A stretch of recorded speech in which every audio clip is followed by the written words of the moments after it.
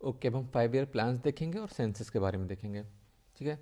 अब 5 year plan का जो प्लानिंग कमीशन का चेयरमैन होता था पीएम, हमने इसे लिया यूएसएसआर से, और जोसेफ स्टालिन ने सबसे पहले उसे 1928 में इंट्रोड्यूस किया था। अब तक के कुल 12 5 ईयर प्लान हैं। ठीक है। और हर 5 ईयर प्लान 5 साल का होगा ऑब्वियसली। तो पहले 3 प्लान के बारे में देखो। पहला 3 प्लान, आज़ादी के बाद 1951 से 56 पहला, 56 से 61 दूसरा, 61 से 66 तीसरा, और तीनों में जवाहरलाल नेहरू थे। ठीक है। अब पहला प्लान देखते हैं, 1951 से 56 के तक। ठीक है। तो पहला को बोलते हैं जो मॉडल था वो एचडी मॉडल उसको बोलते हैं। एचडी क्या है? हरोद दोमर मॉडल। हरोद दोमर मॉडल था जिसमें एग्रीकल्चर को प्रायोरिटी दी गई थी, डैम बनाए गए थे जिससे एग्रीकल्चर को प्रमोट किया जा सके। 3 डैम बने थे, एक नॉर्थ की रिवर पे, एक मिडिल में, और एक साउथ की रिवर पे। सतलज बना था, भाखरा नांगल डैम सतलज रिवर पे बना था जो कि हिमाचल प्रदेश से में था। हीराकुंड डैम महानदी उड़ीसा, और Nagarjun dam Krishna river, Krishna Arjun Nagarjun dam Krishna river पे था। अब आता जवाहरलाल नेहरू का दूसरा जो 5 ईयर प्लान था, उसमें 1956 से लेकर 61 के बीच के था। उसमें पीएस महालनोबिस मॉडल बना हुआ था जो रैपिड इंडस्ट्रियलाइजेशन के फेवर में था। उसमें तीन, उस समय जो इंडस्ट्रियलाइजेशन पॉलिसी आई थी, इंडस्ट्रियल पॉलिसी रेजोल्यूशन आया था, वो 1956 में आया था, जो दूसरा था, दूसरा इंडस्ट्रियल पॉलिसी रेजोल्यूशन था। उसमें 3 प्लांट्स लगाए गए थे स्टील के। राउल केला जो कि उड़ीसा में था, जो कि जिसकी जर्मनी की हेल्प ली गई थी।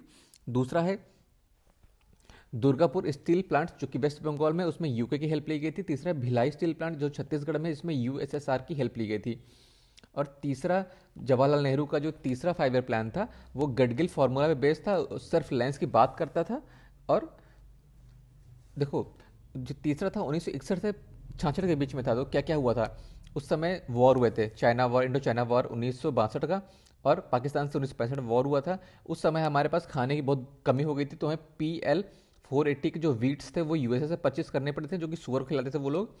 और इसी गरीबी के चलते 1965 में एफसीआई का गठन हुआ और सीएपीसी का गठन हुआ। ठीक है। अब देखो, जब 3 प्लान पूरे हो गए और ये सब वॉर्स हो गई, उसके बाद काफ़ी भुखमरी थी और जवाहरलाल नेहरू की डेथ भी हो गई थी। तो उतनी स्टेबिलिटी के बीच में 3 प्लान्स के बाद 3 साल का एक गैप लिया गया। ठीक है। 3 साल छुट्टी की गई, उसमें कोई प्लान नहीं आया। उसके बाद चौथा, पांचवा और छठा प्लान, चौथा पांचवा छठा प्लान, इसमें भी इंदिरा गांधी थी। अब देखो, तीसरे और चौथे में कुछ सिमिलैरिटीज़ हैं। दोनों ही गडगिल फार्मूला बेस्ड है और दोनों ही सेल्फ रिलायंस को फोकस करता है। Gadgil formula, self reliance. चौथे में जब इंदिरा गांधी आ गई थी, पहला दूसरा तीसरा जवाहरलाल नेहरू, चौथा पांचवा छठवां इंदिरा गांधी। जब चौथे में इंदिरा गांधी आ गई थी तो फैमिली प्लानिंग की बात हुई थी चौथे वाले में। और क्या है, 1969 से 74 तक। ठीक है। तीसरा जब 61 से 66 तक था, उसके बाद 3 साल छुट्टी, फिर 69 से 74 तक आया। उसमें फैमिली प्लानिंग की बात हुई। नेशनल बैंक का नेशनलाइजेशन हुआ, 14 बैंकों का नेशनलाइजेशन हुआ 1969 में। स्माइलिंग बुद्धा का अंडरग्राउंड न्यूक्लियर टेस्ट हुआ 1974 में, और इंडो पॉक वॉर हुआ 1971 में। फिर बांग्लादेश का लिबरेशन हुआ। तो ये चौथा हो गया। फिर पांचवा, पांचवा आया 1974 से 1978 तक। ये इकलौता पांचवा ऐसा है जो कि केवल 4 साल का था। ठीक है। पांचवा प्लान केवल 4 ही साल का था।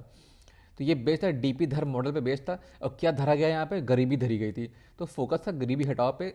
गरीबी हटाने के फोकस करने के लिए मिनिमम नीड प्रोग्राम 1974, इसमें 20 पॉइंट प्रोग्राम 1975, और आरआरबी सेटअप की गई थी, जो कि आरआरबी एक्ट 1976 से सेटअप की थी। पहला आरआरबी सेट की गई थी 2 अक्टूबर 1975 में।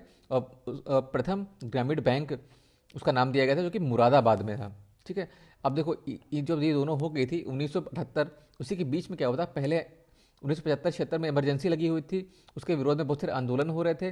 तो यहाँ पर 1978 में क्या होता है, इलेक्शन होता है और इंदिरा गांधी हार जाती हैं। जब हार जाती है तो जेपी, उसकी जनसंघ की गवर्नमेंट आती है, जनता दल वालों की गवर्नमेंट आती है, तो 2 साल वो चलती है 78 से 80 तक। उसके बाद इंदिरा गांधी का जो तीसरा टर्म आता है, छठा छठा 5 ईयर प्लान। ठीक है। तो पहला दूसरा तीसरा जवाहरलाल नेहरू, चौथा पांच छठवा इंदिरा गांधी। जो तो तीसरे वाले में क्या होता है, 80 से 85 तक ये काम करती हैं। इसमें क्या होता है कि नाबार्ड इस्टेब्लिश होता है। नाबार्ड होता है 1982 में। ठीक है। और landless labour employment guarantee programme ये भी आता है 1983 में।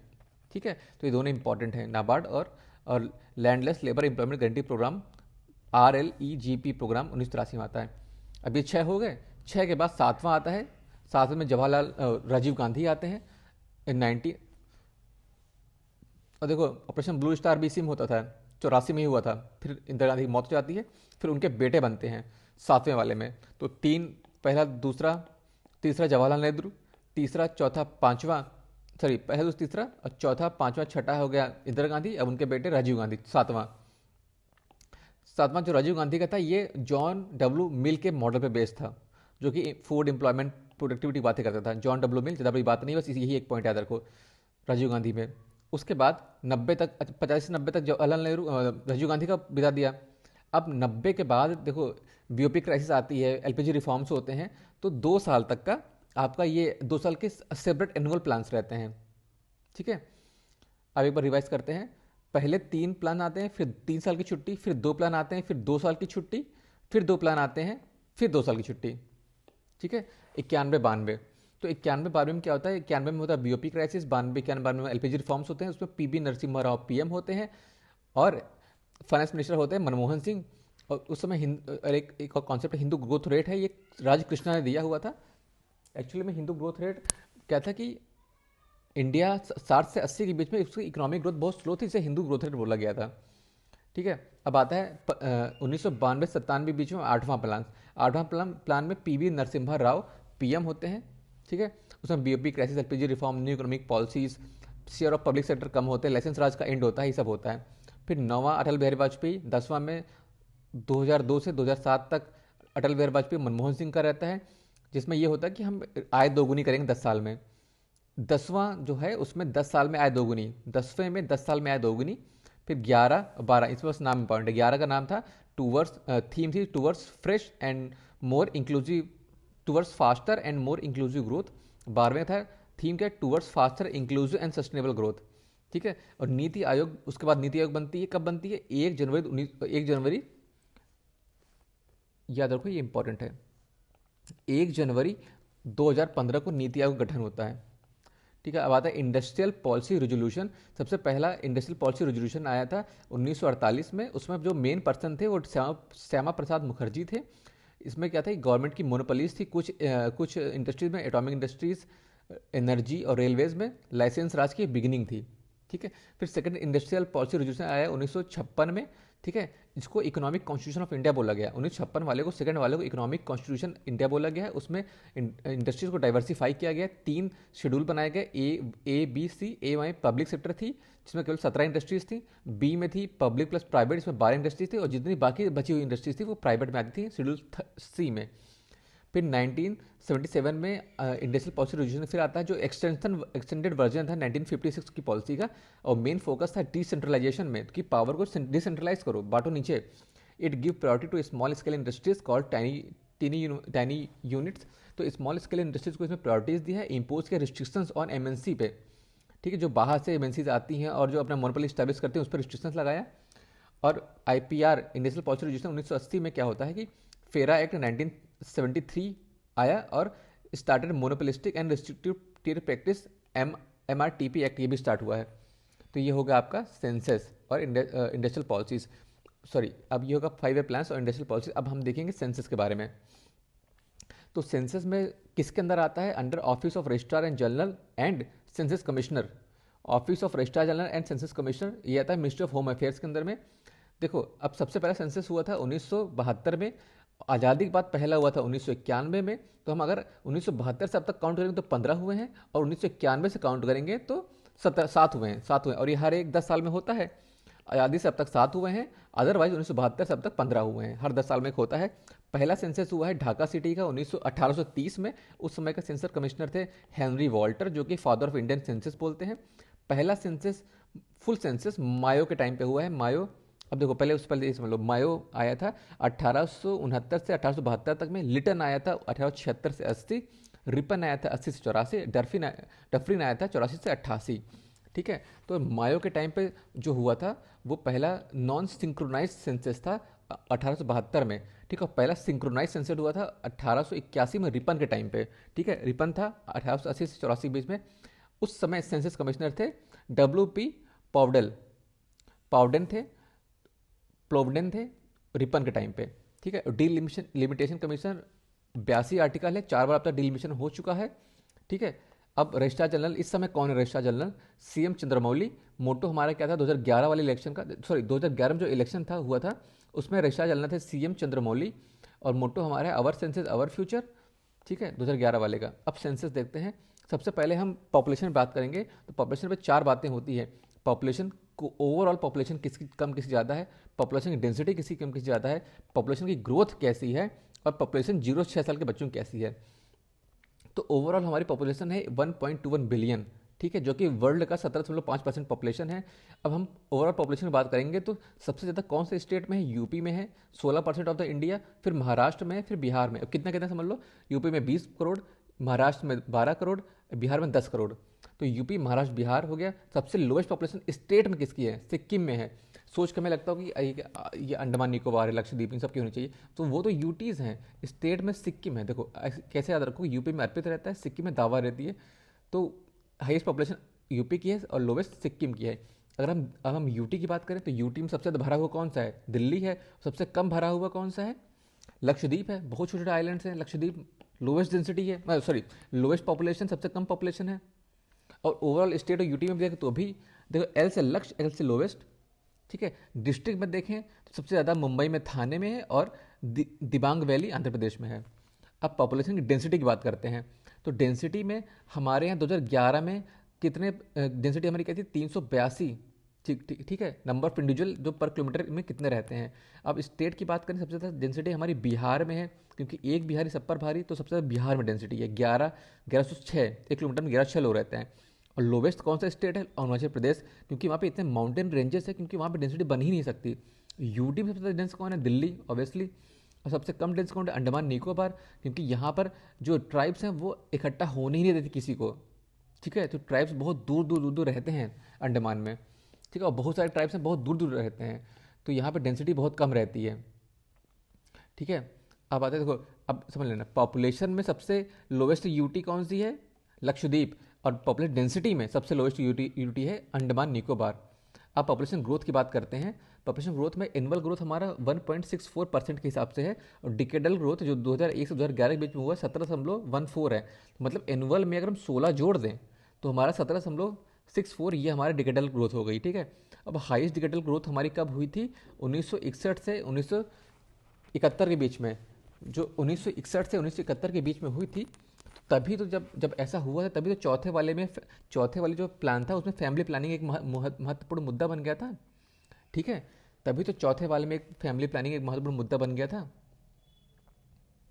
ठीक है। तो हम याद रखेंगे, क्योंकि डिकेडल ग्रोथ हमें, देखो चौथा वाला हमारा कब हुआ था? एक चीज़ दिखाता हूँ, बहुत इंटरेस्टिंग चीज़ है। चौथा वाला हुआ था 1969 से 74 के बीच में, ठीक है। 1969 से 74 के बीच में हुआ था। तो देखो चौथे वाले में हमारा फैमिली प्लानिंग के बारे में बात ही इसलिए हुई थी, ठीक है।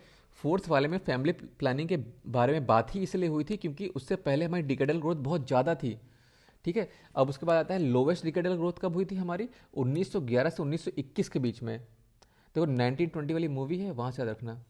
1911 से 1921 के बीच में हुई थी, वो भी हमारी निगेटिव में थी क्योंकि उसमें फेमाइन आया था, तो उसको बोलते हैं ईयर ऑफ ग्रेट डिवाइड। अब हमारी जो ग्रोथ रेट हाईएस्ट कहाँ पर है? हाईएस्ट हमारी मेघालय में है, क्योंकि वहाँ पे बढ़िया मौसम है, बढ़िया मूड है मेघालय में, स्टेट मेघालय। और नागालैंड में लोवेस्ट है। तो दोनों ही नॉर्थ ईस्ट के हैं। नागालैंड में लोवेस्ट इसलिए है क्योंकि वहाँ पे जो नाग हैं, मतलब स्नेक बाइट बहुत ज़्यादा होता है, ठीक है। तो नागालैंड में लोवेस्ट है और मेघालय में हाईएस्ट है, ठीक है। अब यूटी की बात करें तो सबसे ज़्यादा कहाँ है पॉपुलेशन ग्रोथ? हमारी दादरा नगर हवेली में, क्योंकि वहाँ हवेली है और हवेली में मूड बनता है, तो दादरा नगर हवेली में पॉपुलेशन ग्रोथ सबसे ज़्यादा है, ठीक है। अब आते हैं पॉपुलेशन 0 से 6 साल वालों में।